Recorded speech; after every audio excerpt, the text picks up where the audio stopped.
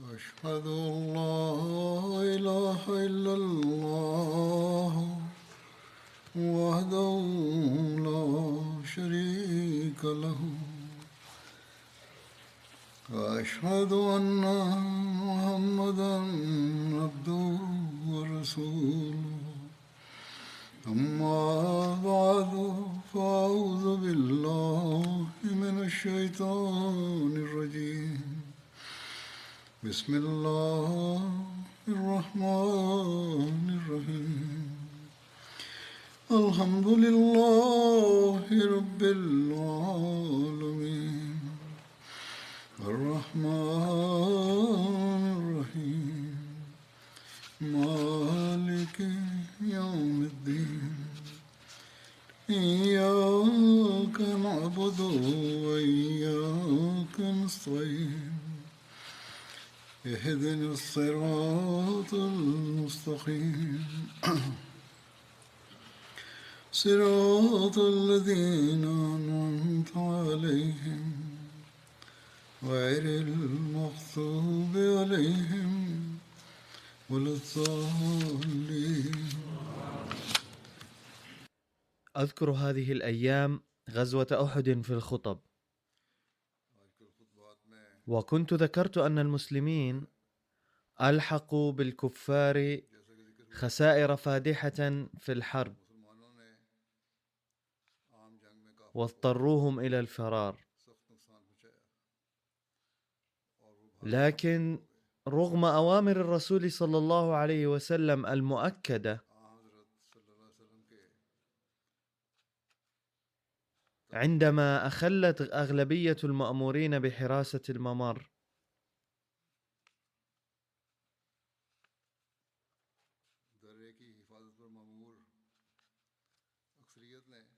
هجم العدو من هذا الجانب وألحق بالمسلمين ضررا فادحا.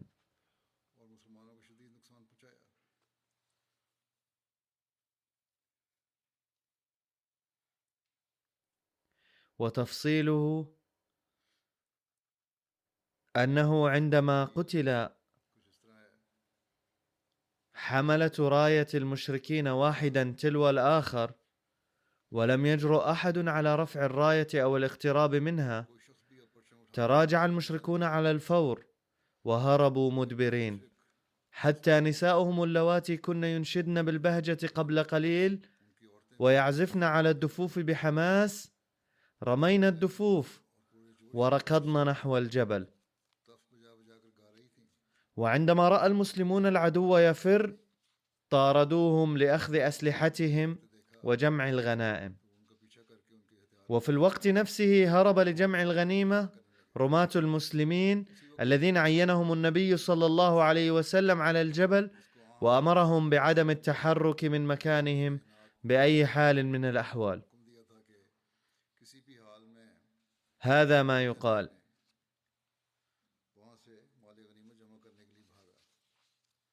ونهاهم عن ذلك بشدة عبد الله بن جبير رضي الله عنه أميرهم الذي عينه رسول الله صلى الله عليه وسلم، وقال: قد أمرنا بعدم مغادرة هذا المكان بحال من الأحوال، ولكنهم لم يطيعوا وقالوا: لقد انهزم المشركون فماذا سنفعل ببقائنا هنا؟ ثم نزلوا من الجبل وبدأوا في جمع الغنائم. ومع أن أكثرهم قد تركوا مكانهم، فقد بقي في مكانهم أميرهم عبد الله بن جبير وبعض أصحابه الذين لا يقل عددهم عن 10. فقال للنازلين من الممر: لا أخالف أمر رسول الله صلى الله عليه وسلم أبدا. قال ذلك أميرهم.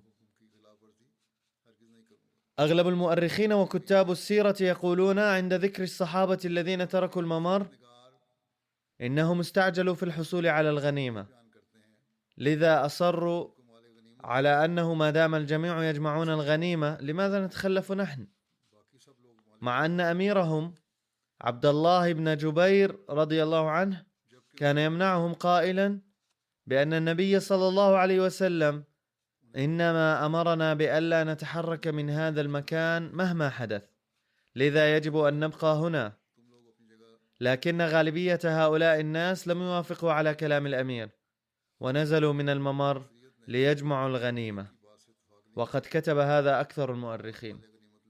وقد ورد في كتب الحديث والتفسير عموما أن هؤلاء الصحابة تركوا الممر بسرعة من أجل الغنيمة.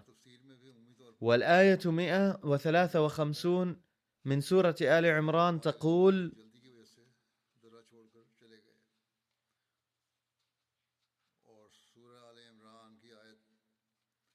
منكم من يريد الدنيا ومنكم من يريد الآخرة. وفي تفسير هذه الآية كتب معظم المفسرين أيضا أن الصحابة أسرعوا في الحصول على الغنائم،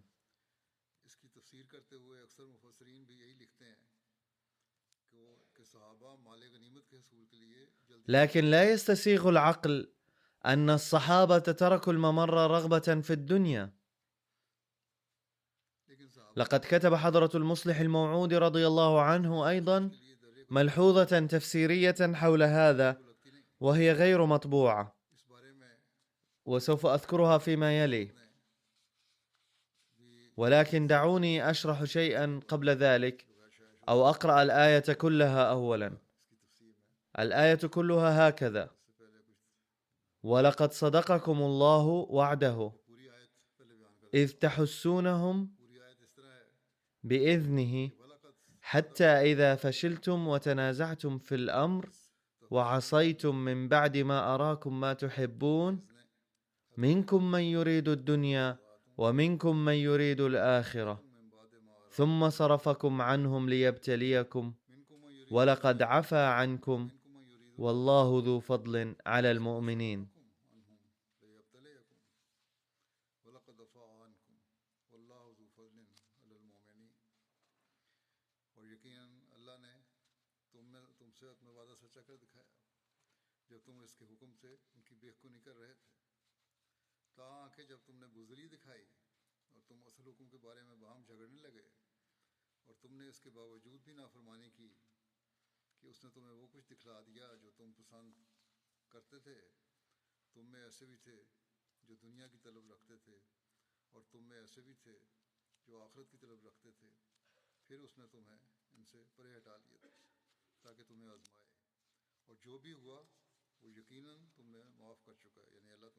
هذه هي الآية التي يحسب في تفسيرها أنها تتحدث عن الغنيمة، وأن هذه الآية تتعلق بهذه الحرب، ولكن القول أو حتى التفكير في الصحابة أنهم كانوا يبتغون الغنيمة إنما ينافي مكانتهم، لأنهم كانوا قد افتدوا بأهلهم وأولادهم وحتى حياتهم في سبيل الله الحبيب ورسوله صلى الله عليه وسلم. وقبل ذلك كانوا قد قدموا أموالهم ومواردهم في هذا السبيل رغبة في الشهادة. فكما وردت هذه الواقعات أن الصحابة كانوا يريدون أن يقاتلوا خارج المدينة،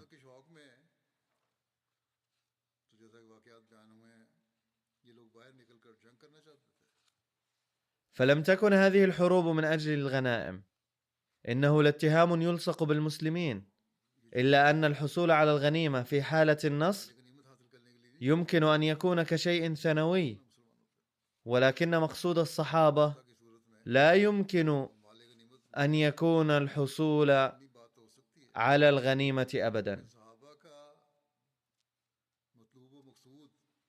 ولكن يبدو أن أسلافنا المؤرخين وكتاب السيرة والمحدثين والمفسرين قد أخطأوا عند ذكر تاريخ الإسلام وسيرة الرسول صلى الله عليه وسلم وحياته.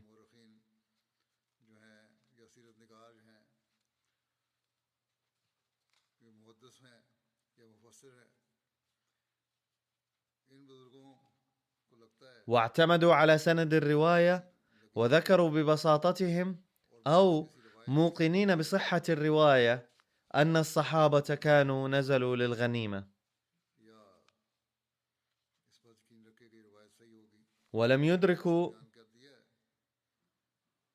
أن بيانهم هذا كم سيكون مضرا من حيث العواقب والآثار، وكم سيكون منافيا لمكانة شخص الرسول صلى الله عليه وسلم أو الصحابة الذين نالوها بفيض القوة القدسية للرسول صلى الله عليه وسلم. المهم أنه بالنظر إلى تضحيات الصحابة ورغبتهم في الاستشهاد يصعب القبول بأن الصحابة كانوا استعجلوا في مغادرة هذا الممر لمجرد الحصول على الغنائم. ويبدو أنه عندما رأى هؤلاء الصحابة أن المسلمين قد انتصروا وأنهم يطاردون العدو ويتعقبونه، أصبح الصحابة الموجودون في الممر متحمسين للمشاركة في فرحة هذا النصر البين. وفي اللحظات الأخيرة من هذه الحرب التي انتهت بالنصر كانوا حريصين على المشاركة في هذا الفرح. ربما كانوا يظنون أن إخواننا الآخرين يشاركون بشكل مباشر في الجهاد ونحن نقف هنا على الممر، فلعل الرغبة في الجهاد ثارت لديهم فظنوا أن النصر قد تحقق، فعليهم أن ينضموا عمليا إلى الجهاد في نهاية هذا اليوم. على الأقل احتفل بهذا النصر ويحتفلوا بهذا النصر على الأقل. لكن أميرهم عبد الله بن جبير رضي الله عنه الذي أثبت أنه أكثر فراسة كان يضع نصب عينيه قول النبي صلى الله عليه وسلم بأنه مهما يحدث فلا تتحركوا من هنا. هذا كان قراره، وكان هذا القرار صحيحا. مهما كان الأمر فلا ينبغي أن نتحرك من هنا. كما قلت، يوجد تفسير لهذه الآية في ملحوظات غير المنشورة لحضرة المصلح الموعود رضي الله عنه، فقال: منكم من يريد الدنيا. هنا الدنيا لا تعني الغنيمة، بل تعني أشياء الدنيا، والآخرة تعني النهاية والنتيجة النهائية. والاعتقاد بأن الصحابة ظنوا أنهم إن لم ينزلوا من الممر لن يحصلوا على الغنيمة هو أمر مخالف للواقع، لأنه في معركة بدر حتى أولئك الذين لم يتمكنوا من الانضمام إلى الحرب لاضطرار حصلوا على نصيب في الغنيمة. لذا هذه الفكرة خاطئة تماما، ولا يصح ظن الدنيا في الصحابة.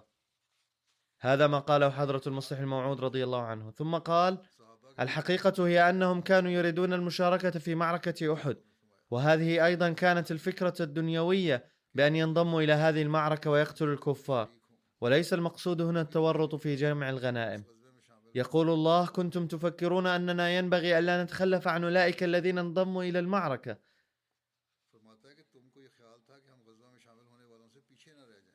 ولكن هذه أيضا فكرة دنيوية، لأن القتال وحده ليس بشيء،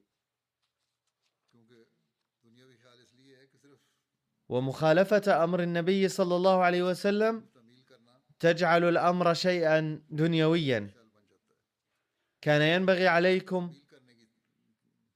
أن تطيعوا الأمر فقط، لأن عدم إطاعة أمر النبي صلى الله عليه وسلم حتى لو كان حربا في سبيل الدين وكان قد نهاكم عنه وعينكم في مكان آخر، فإن الامتثال لهذا الأمر هو الدين في الحقيقة وليس الدين القتال. ثم قال رضي الله عنه: ومنكم من يريد الآخرة، أي أن أميركم وأصحابه أرادوا الآخرة وأخذوا النهاية والنتيجة في الاعتبار. لقد رأوا أن نتيجة هذا الأمر لن تكون جيدة، وكان الأمير ينظر إلى العواقب بعد عصيانهم لأمر رسول الله صلى الله عليه وسلم، وهكذا كان زملاؤه أيضا يحسبونه على الحق. كان الأمير ومن وافقه توصلوا إلى نتيجة مفادها أنهم يعتبرون أمر النبي صلى الله عليه وسلم أهم من الانضمام إلى الحرب. أصبح الأمر واضحا. ولكن على العكس من ذلك كانت عيون الآخرين على السطح. قال المصلح الموعود رضي الله عنه: إن هذه المعاني تتناسب مع مكانة الصحابة التي تظهرها أعمالهم وتضحياتهم. وقد ذكر خليفة المسيح الرابع رحمه الله هذه الملحوظة للمصلح الموعود رضي الله عنه، ووضح أن المنازعين للأمير يريدون الدنيا، وأميرهم عبد الله بن جبير كان يريد الآخرة. وذكر الخليفة الرابع أن هذه النقطة قد بينها المصلح الموعود رضي الله عنه في ملحوظاته، وهي نقطة جيدة.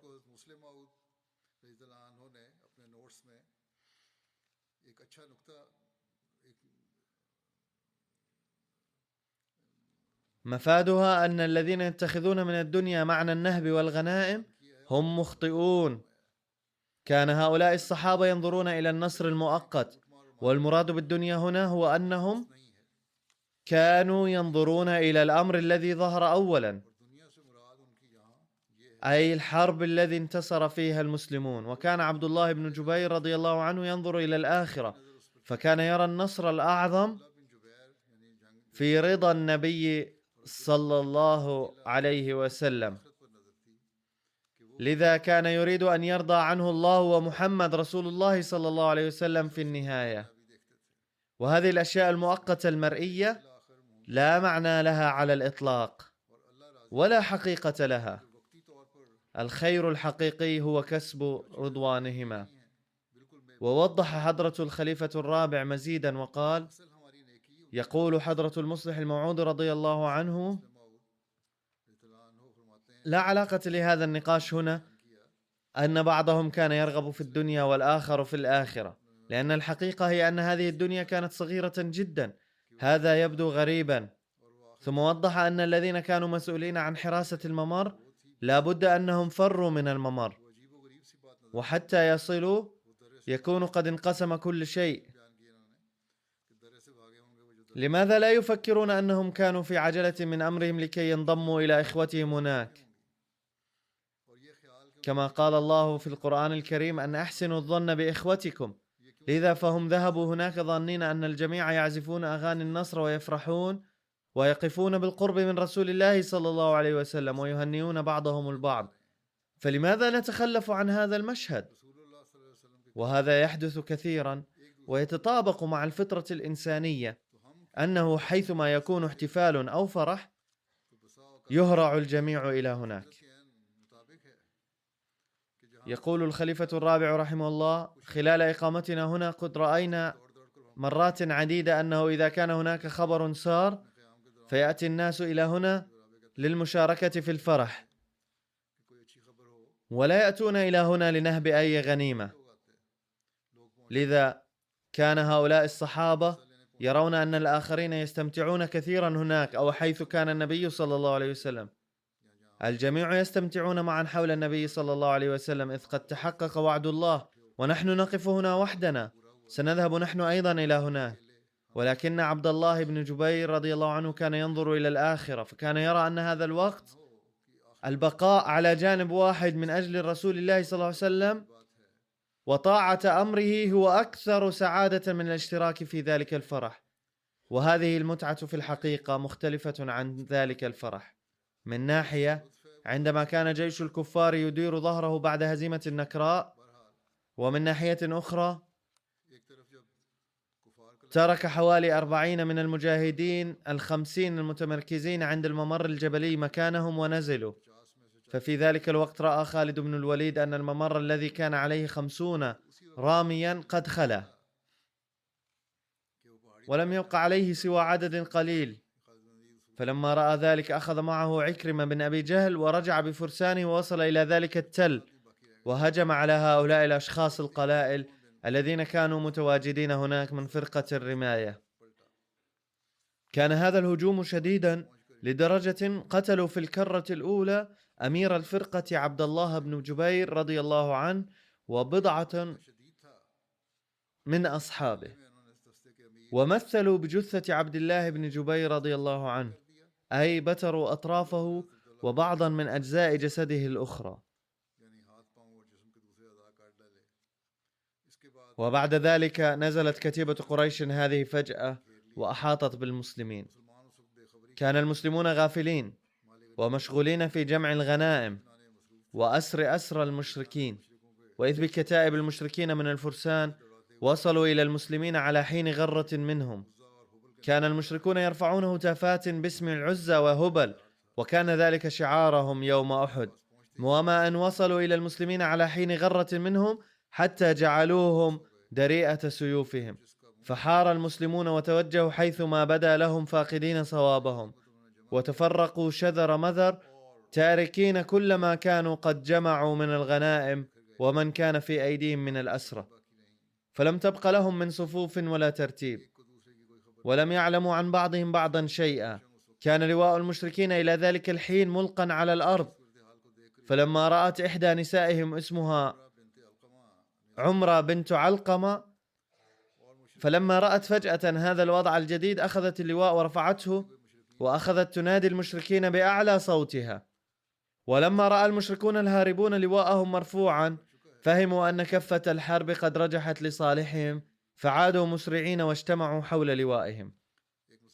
يقول أحد الكتاب إن امرأة اسمها عمرة بنت علقمة أخذت لواء قريش المدرج بالدم وشرعت ترفعه بقوة وتلوم الهاربين من ميدان الوغى وتنادي كفار مكة للعودة. فكانت النتيجة أن الكفار المهزومين اجتمعوا في ميدان أحد مجددا وأحاطوا بالمسلمين من الأمام والخلف. كان المسلمون قد حلوا صفوفهم غير هيابين، فلم يعد لصفوفهم أي ترتيب. ففي هذا اليوم قتل عدد لا بأس فيه من المسلمين، وقد تحول الفتح الذي نالوه من قبل إلى الهزيمة. يقول كاتب آخر وهو يصور هذا المشهد: لقد فقد المسلمون تنظيمهم بعد خطأ ارتكبه الرماة، وشرعوا يقتلون بعضهم بعضا فاقدين صوابهم، وكان كثير منهم حائرين لا يعرفون إلى ما يتوجهون، ولا سيما بعد أن أعلن مناد منهم أن محمد صلى الله عليه وسلم قد قتل. هذا كان ابتلاء شديد الوطأة، حيث قتل بسببه كثير من المسلمين على يد إخوانهم المسلمين دون قصد منهم. كانت الفرصة مهيئة أن يقتل عدد كبير من المشركين الذين كانوا قد نظموا أنفسهم بعدما قام به خالد عددا قليلا من المسلمين ويقضوا عليهم، ولكن تداركهم فضل الله تعالى مرة أخرى ولم يحدث ما تمناه العدو. وقد ورد عن قتل اليمان والد حذيفة رضي الله عنه خطأ بيد المسلمين. كان اليمان والد حذيفة أحد الأمثلة على قتل الصحابة بعضهم بعضا خطأ. قال ابن إسحاق: لما خرج رسول الله صلى الله عليه وسلم إلى أحد رفع حسيل بن جابر وهو اليمان أبو حذيفة بن اليمان وثابت بن وقش في الآطام مع النساء والصبيان، فقال أحدهما لصاحبه وهما شيخان كبيران: ما تنتظر؟ كانا جالسان في الحصن، فتحدث أحدهما للآخر فقال: ماذا ننتظر؟ فوالله لا بقي لواحد منا من عمره إلا ظمء حمار، إنما نحن هامة اليوم أو غد. أفلا نأخذ أسيافنا ثم نلحق برسول الله صلى الله عليه وسلم لعل الله يرزقنا شهادة؟ حتى دخلا في الناس ولم يعلم بهما. كان المسلمون يعرفون أنهما لم يشتركا في القتال، بل ما زالا في المدينة، ولكنهما كانا قد وصلا ميدان القتال، ولكن المسلمين لم يعرفوهما لأول وهلة. وأما والد حذيفة فقتله المسلمون خطأ، فقال حذيفة: هذا المقتول هو أبي. فقالوا: والله إن عرفناه. وصدقوا. قال حذيفة: يغفر الله لكم وهو أرحم الراحمين. فأراد رسول الله صلى الله عليه وسلم أن يعطي حذيفة دية أبيه المقتول، ولكن تصدق حذيفة بديته على المسلمين وعفى عنهم، فزاده ذلك عند رسول الله صلى الله عليه وسلم وعند المسلمين خيرا.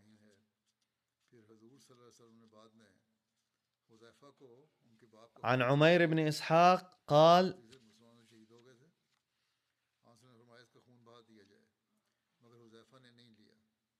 كان حمزة بن عبد المطلب يقاتل بين يدي رسول الله صلى الله عليه وسلم يوم أحد بسيفين ويقول: أنا أسد الله، وجعل يقبل ويدبر.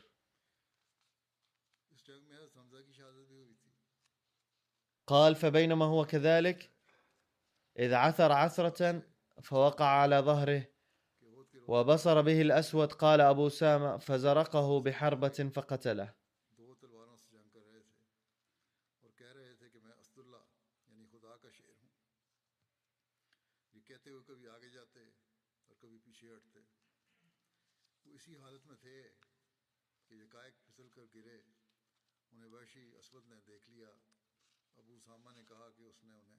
وكتب حضرة ميرزا بشير أحمد رضي الله عنه في بيان ذلك ما يلي: كان حمزة رضي الله عنه عما للنبي صلى الله عليه وسلم، وأخوه أيضا من الرضاعة، قاتل بشجاعة عظيمة، وحيثما توجه انشقت من أمامه صفوف القريش.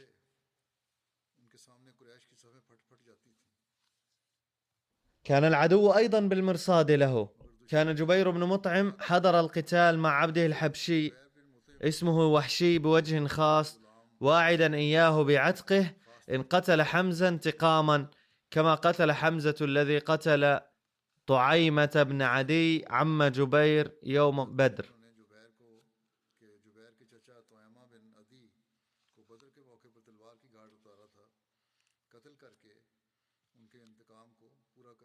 فجلس الوحشي بالمرصاد مواريا عيانه، ولما مر حمزة من هنالك هاجما على شخص رماه وحشي تحت سرته برمح نفذ جسمه.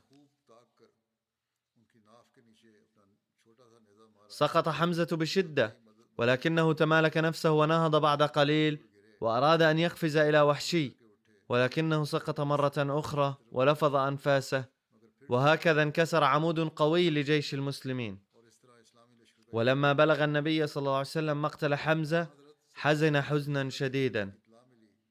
وقد جاء في رواية ما مفاده أنه عندما جاء قاتل حمزة رضي الله عنه أمام النبي صلى الله عليه وسلم بعد غزوة الطائف عفى صلى الله عليه وسلم عنه، ولكنه قال احتراما لحبه لحمزة: لا ترني وجهك.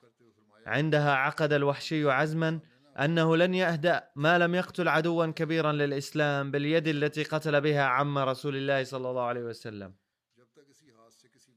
علما أنه كان مسلما حين ذاك وتغيرت أفكارهم. ففي حرب اليمامة في عهد سيدنا أبي بكر رضي الله عنه أوفى وحشي بعهده بقتل مدعي النبوة الكاذبة مسيلمة الكذاب. لقد أسيء إلى جثة حمزة رضي الله عنه. وقد جاء في رواية أن هندا زوجة أبي سفيان جاءت يوم أحد مع الجيش، وكانت قد نذرت أنها ستمضغ إن وجدت فرصة كبد حمزة انتقاما لأن أباها قتل على يده يوم بدر. فلما وقعت الأحداث السالفة الذكر وحل بحمزة رضي الله عنه مصيبة، مثل المشركون بالقتلى وشوهوا صورهم وبتروا أنوفهم وآذانهم وأعضاءهم الأخرى، فجاءوا بجزء من كبد حمزة أخذتها تمضغها لتأكلها فلم تستطع أن تبتلعها فلفظتها، فبلغ ذلك رسول الله صلى الله عليه وسلم فقال: إن الله تعالى حرم على النار أن تذوق من لحم حمزة شيئا أبدا. لقد ذكرت العواطف التي أبداها النبي صلى الله عليه وسلم عندما رأى جثة حمزة رضي الله عنه وبشره بمكانة عليا. وفي رواية أن النبي صلى الله عليه وسلم رأى جثة حمزة ووجد أن كبده قد مضغ، ولما وقف النبي صلى الله عليه وسلم على حمزة قال: لن أصاب بمثلك أبدا، ما وقفت قط موقفا أغيظ إلي من هذا.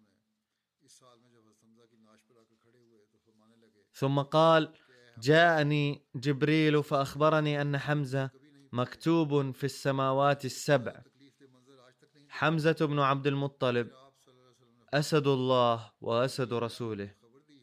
يقول الخليفة الثاني بهذا الشأن: كانت هند من أشد الناس بغضا وعداء للرسول صلى الله عليه وسلم، وكانت تحرض الكافرين بالشعر على قتال المسلمين في غزوة أحد.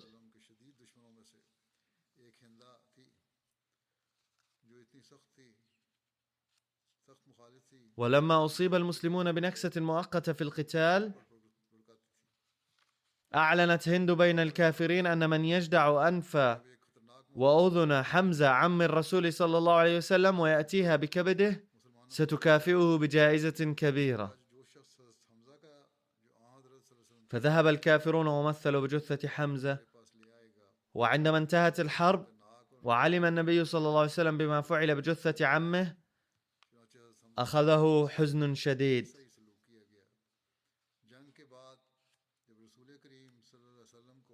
فحلف أنه سيفعل بجثث الأعداء بمثل ما فعلوا بجثة عمه، فنهاه الله تعالى عن ذلك وأمره بأن يعفو عن الكفار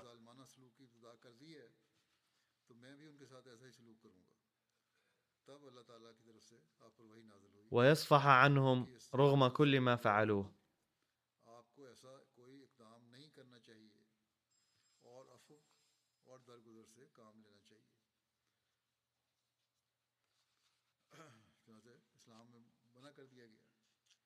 قد ذكر أن أخت حمزة رضي الله عنه أبدت أسوة جديرة بالتأسي للصبر والرضا والطاعة، فقد روي عن الزبير أن امرأة تؤم القتلى بسرعة يوم أحد قرب نهاية المعركة، وتوشك أن ترى جثث الشهداء، فلم يعجب النبي صلى الله عليه وسلم أن ترى المرأة جثث القتلى، لأن كثيرا منهم كان قد مثل بهم بشدة، فقال صلى الله عليه وسلم: المرأة المرأة.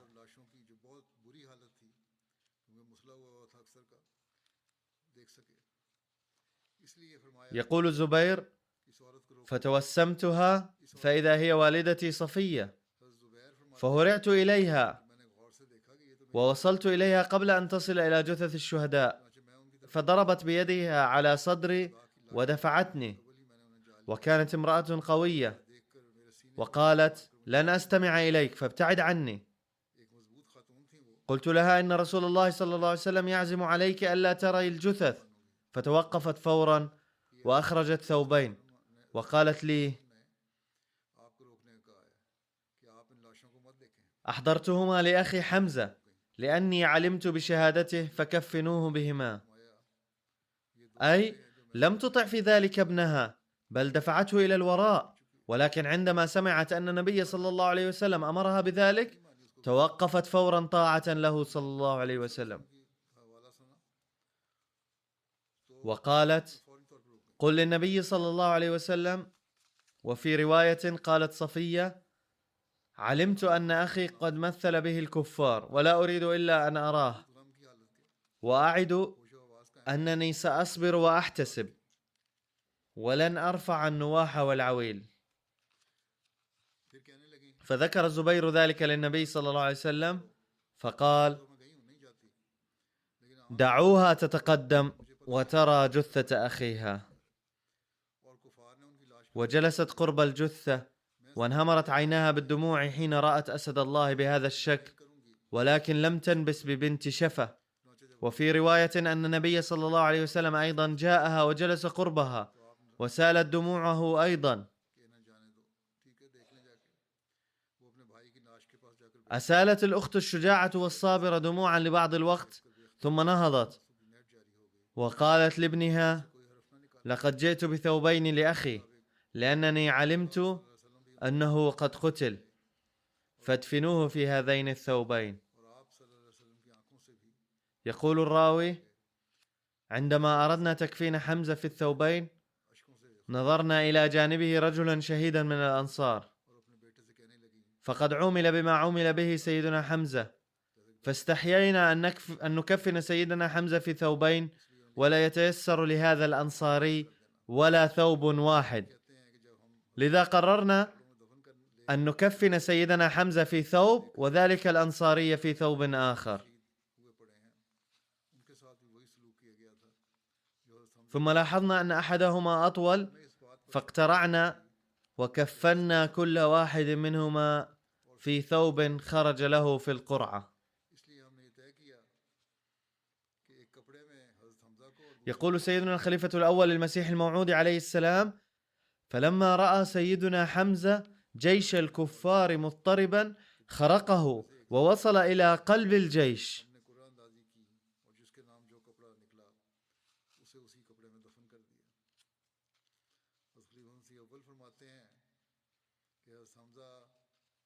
فكان المسلمون قد انتصروا، لكن أصحاب سيدنا عبد الله بن جبير نزلوا من الجبل متجاهلين أوامر النبي صلى الله عليه وسلم وأملا في الغنائم.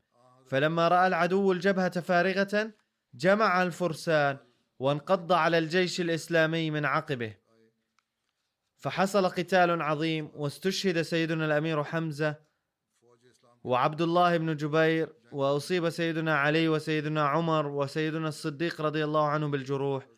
وهند بنت عتبة وزوجة أبي سفيان شقت كبد الأمير حمزة ومضغته، وقطعت آذان القتلى المسلمين وأنوفهم وغيرها من الأعضاء، فجعلت منها عقدا ولبست.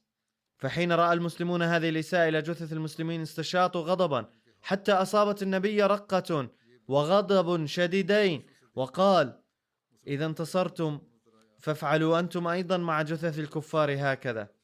ثم رأى عمه العزيز الأمير حمزة الذي كان فدا له: لأمثلن ب70 منهم مكانك.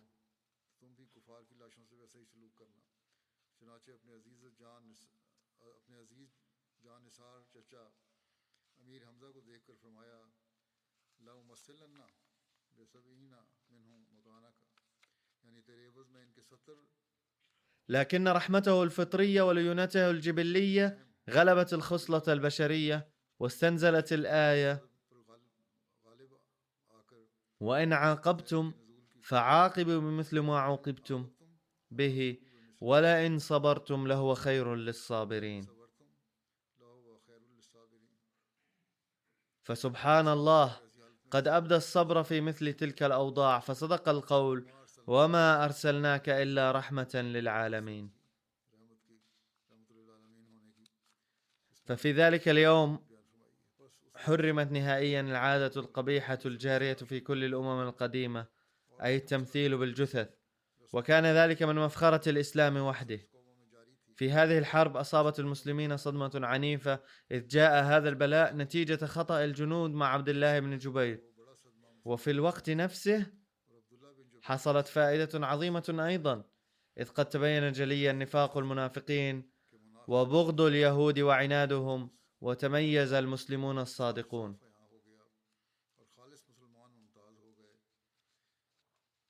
يقول سيدنا المصلح الموعود: كان من ألد أعداء النبي صلى الله عليه وسلم هند، وكانت عدوة شرسة،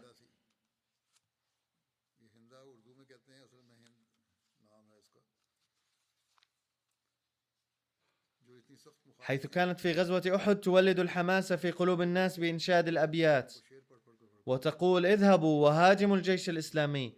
وحين واجه الجيش الإسلامي وضعا خطرا قالت: من جاءني بكبد حمزة عم النبي صلى الله عليه وسلم وأذنيه وأنفه فسأقدم له الجائزة.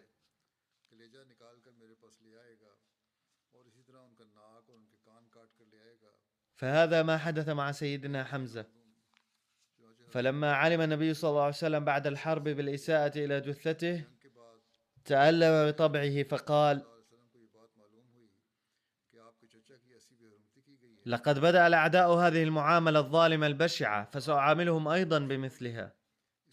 فأوحى الله سبحانه وتعالى إليه ما مفاده أنه ينبغي ألا يقدم على ذلك رغم هذه المعاملة الظالمة من قبل الكفار، وأن عليه أن يبدي العفو والصفح. سأذكر تفصيل الحرب مستقبلا إن شاء الله.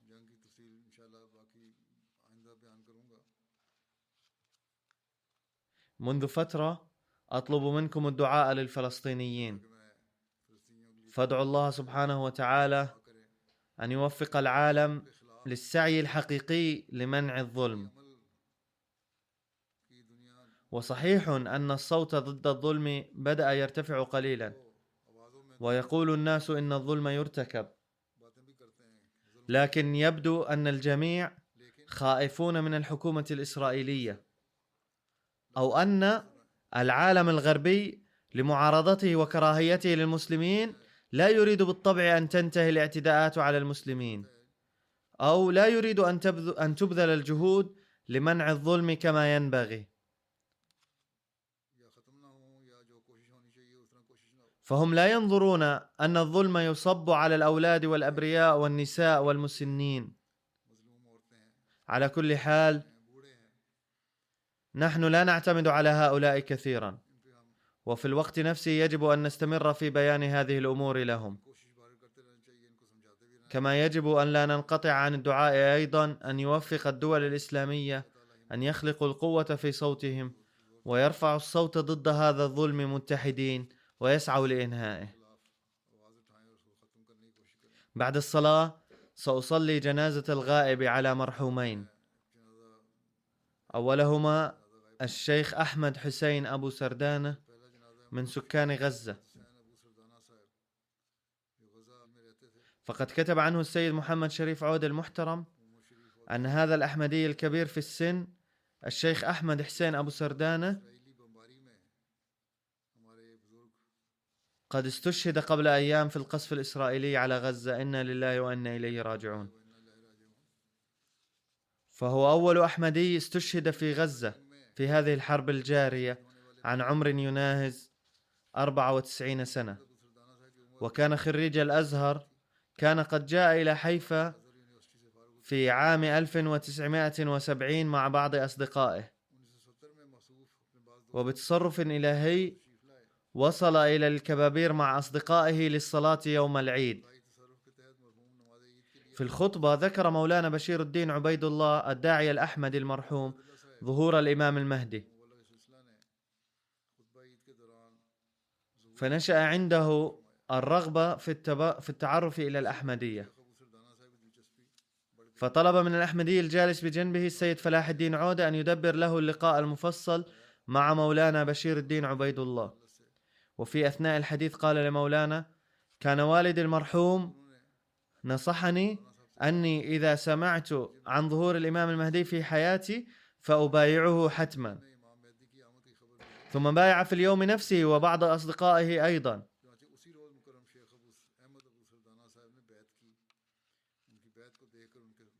كان المرحوم عالما محترما محبوبا في منطقته.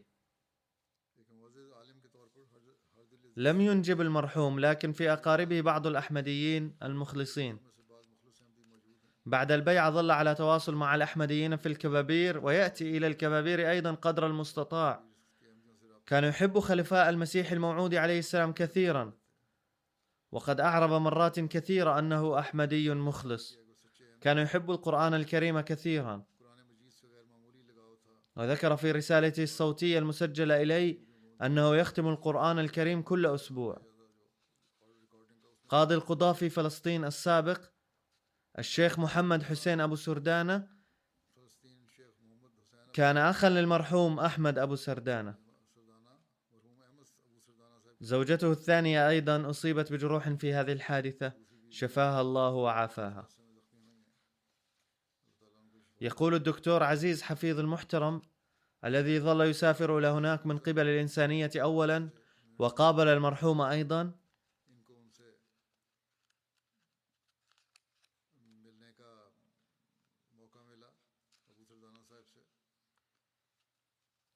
عندما ذهبت إليه للزيارة أراد أن ينهض احتراما لي،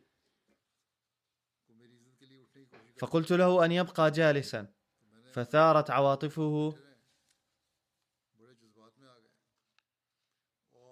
ولامسني بعصاه بلطف وقال: أنى لي أن أبقى جالسا وأنت تقوم أمامي بصفتك ممثلا لخليفة المسيح. فكان يكرم ويحترم الخلافة كثيرا. ثم أمسك بيدي وقال: إن البلاد التي تنتمي إليها قد بعث فيها المسيح الموعود. فلما لاحظت حبه العظيم لسيدنا المسيح الموعود عليه السلام وخلفائه دمعت عيناي أيضا. ثم سجل رسالة لي بجواله وأرسلها إلي عن طريق الدكتور، وأنا أقرأ عليكم جزءا منها. فقال: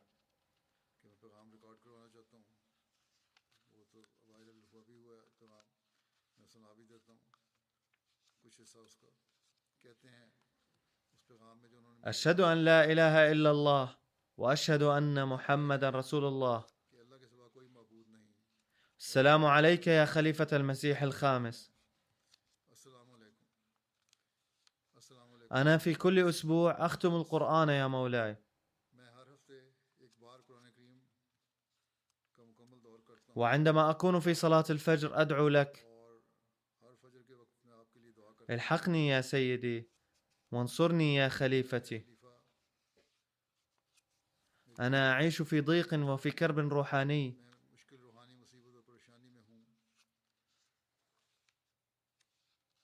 ماذا يريد العالم غير الصدق؟ وأنا أستجيب لكل أوامرك. الجهاد في سبيل الله هنا صعب يا مولاي، لكنني عازم عليه. دخلت حرب 48 وأنا 48 سنة.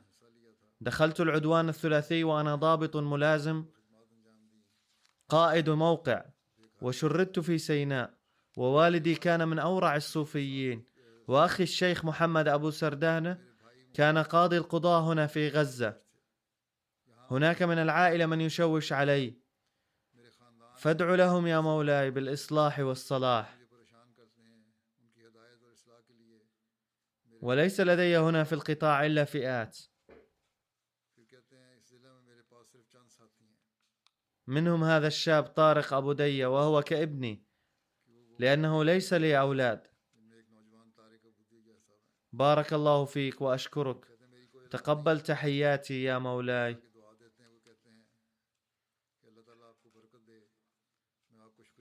وأنا أبايعك إلى يوم الدين، إلى يوم أن ألقى الله.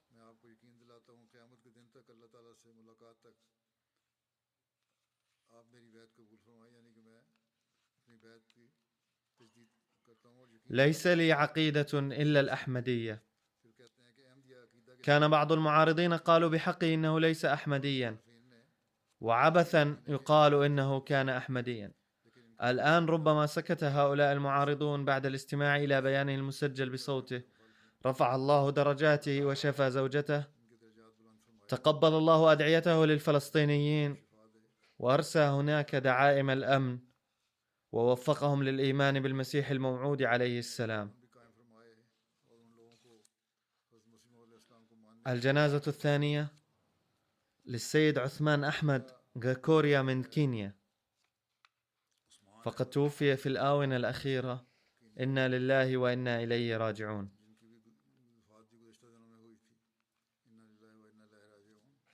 إن فترة خدماته للجماعة طويلة جدا، فهي ممتدة على عقود. كان من مواليد 1932، وفي الستينات تعرف إلى الأحمدية عن طريق أحمدي عربي كبير، السيد سالم عفير المرحوم، وبعده بايع بدعوة الداعية الأحمدي مولانا المكرم روشن دين في 1964، وانضم إلى الجماعة. وإلى آخر حياته وفى بعهد البيعة بروعة. كان منسلكا في سلك التعليم، وبعد تحرير كينيا عين أول عميد محلي لمدرسة التكنولوجيا كوالي بن، كما عين أول عميد محلي لكلية التكنولوجيا.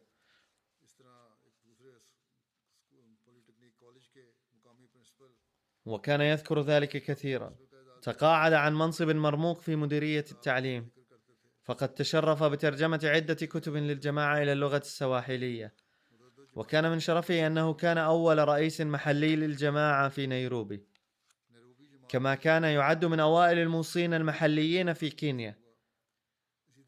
كان المرحوم يملك عدة خصال حميدة، وكان رجل مبادئ، فقد ظل يداوم على قيام الليل إلى أواخر حياته.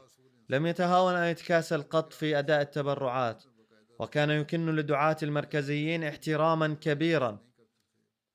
وكلما رأى أي أحمدي يتكلم ضد أي داعية مركزي أو يشتكيه نهاه فورا، وأبدى عتابا وكراهية شديدة. وكان دوما ينصح الإخوة قائلا: إذا كنتم تتمتعون اليوم بنور الإيمان فبفضل هؤلاء الدعاة حصرا، وبواسطتهم وفقتم للإيمان بالمسيح الموعود عليه السلام، وإلا كنتم واقعين في الجهل، فمنة هؤلاء عليكم وعلى أجيالكم المقبلة، فلا تتكلموا هكذا. باختصار هذا كان من أخلاقه. وعلى دعاة الجدد الذين يرسلون إلى هذه البلاد أن يقيموا أرفع معايير الصلاح والتقوى ويصبحوا قدوة للأحمديين المحليين. كان المرحوم مضيافا أيضا. أولاده كلهم أحمديون ملتزمون ويوفقون لخدمة الجماعة بشكل أو آخر. أحد أبنائه السيد عبد العزيز جاكوريا المحترم رئيس مجلس أنصار الله في كينيا، تغمده الله بواسع رحمته وغفر له.